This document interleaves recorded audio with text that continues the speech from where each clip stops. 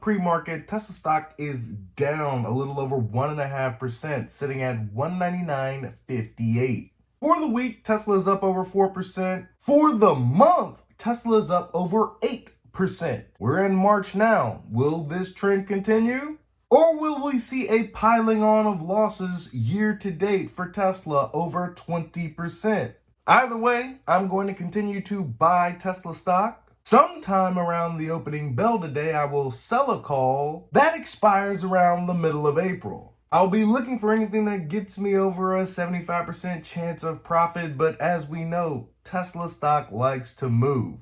I run the risk of having to sell 100 shares of Tesla at around $220 per share. For taking this risk, however, the stock market will bestow upon me around $750, effectively putting 100 of my Tesla shares to work. On top of selling that call, I'll more than likely be placing a protective put that expires at the end of the week as well. Something at the money after 30 minutes of trading goes down today. Long term, I definitely want and believe the stock will climb higher. In the interim, you gotta make money where you can. And let's be honest, people, the stock market tends to be a little slow on the uptick. Elon Musk teases amped up ROADSTER, Apple's self-driving car debacle, FISKER's going concern warning, and more. Biggest EV stories of the week. Most electric vehicle stocks advanced in the week that ended on March 1st, riding on the broader market strength, with market leader Tesla closing above the $200 mark for the first time since mid-January. Here are the key events that happened in the EV space during the week. Tesla's much-delayed Roadster could finally see the light of day. Techno King Elon Musk said in a post that the company has radically increased design goals and that the production design will be completed and unveiled by the end of 2024. Could it possibly be a combo next-generation vehicle unveil and the Roadster at the same time? I mean, Tesla's done it before. There will never be another car like this, if you could even call it a car. The week also saw Tesla reversing the $1,000 price cut for the Model Y rear-wheel drive and Model Y long-range variants in the US that had been in effect for much of February. At the same time, Tesla began offering additional incentives in China for its Model 3 and Model Y EVs. The move comes amid intensifying competition in the country. Considering Tesla's competing more with the internal combustion engine sales, to that I would posit, what competition? S&P Global Mobility announced Tesla as the automaker having the most overall loyalty to make, given the traction its bestsellers Model Y and Model 3 have among customers. And to all of you that have not had the opportunity of driving a Tesla, go ahead and treat yourself to a free demo drive. You can use my link in the description below to get that started and see why your next vehicle should indeed come from Tesla.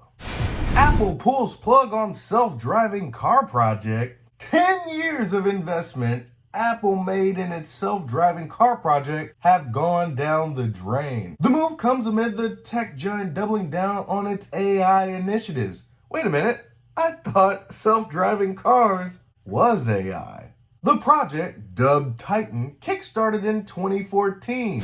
I wonder why that is. It has nothing to do with the Model S winning all those awards, right? Right? If Tesla can do it, we damn sure can do it. We're Apple, one of the best technological giants on the planet. Just goes to show that if it were easy, everyone would do it. FISKER eyes partnership to stay afloat. FISKER said it is close to attracting investment from a large automaker after it flagged concerns in its fourth quarter preliminary earnings report. The potential transaction could include an investment in FISKER, the joint development of one or more vehicle platforms, and manufacturing in North America. Reports said the unnamed automaker could possibly be Japanese auto giant Nissan.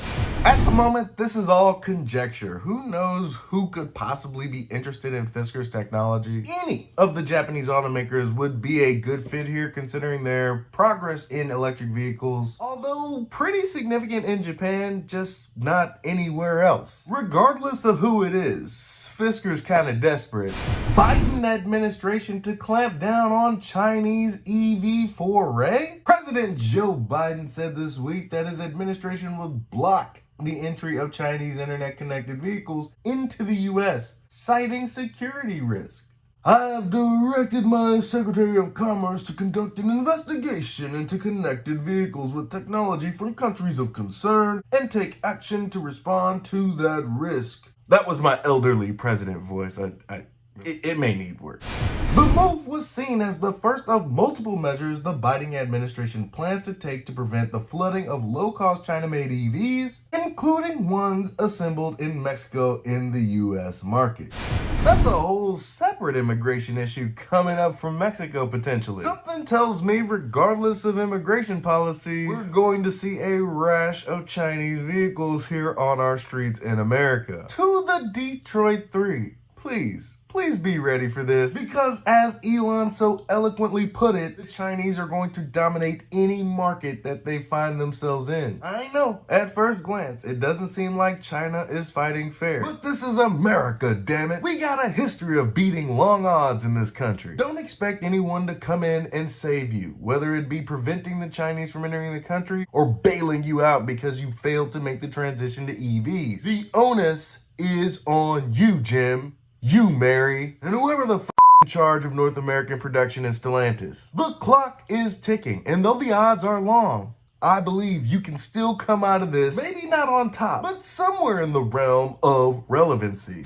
In conclusion, I'm calling it. The Roadster and the next generation vehicle unveil will be tied together sometime in Q4 of 2024. Potentially Tesla's cheapest vehicle and most expensive vehicle all in one nice, neat little package. Tesla price hikes, Tesla price cuts. These things will fluctuate with the demand in real time from region to region to region. It's a superpower that the other auto manufacturers have yet to manifest, and it's one of the many reasons why I'm all in on Tesla stock. Their ability to do things that auto manufacturers won't or simply can't. Tech giant Apple says making a self-driving car is just too hard for us. We're gonna have to scrap that project. Meanwhile, Tesla is full speed ahead with full self-driving version 12. Nothing but neural nets, baby. I'm still using version 11.4.9, and that thing continues to impress me. It also makes a variety of mistakes, but reasonable mistakes. Given that it's not wall-to-wall neural nets, I will concede that there's probably a stopgap between version 11 and version 12. FISKER is more than likely looking to a Japanese automaker to help them survive. It's a long shot,